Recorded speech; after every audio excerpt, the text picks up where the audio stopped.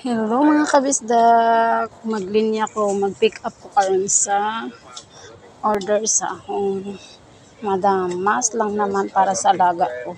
Dito lang ba? Tsaka dapat ganito talaga eh. Kailangan mo maglinya para makuha mo yung order mo. Ganon dito. Nagana. Yan. Ang dami pa naman. Time check is 5:45, di ba? Kailangan talaga ganito eh, maglinya ka para makuha yung order mo. Hindi yung basta-basta ka lang doon, pero may nakalinya, bawal yun. First come, first serve kasi dito, hindi pa katulad sa Pinas na kung sino na una, yun susundot. Susundot agad. May nakapila ba, then may nakapila, hindi susundot ka agad.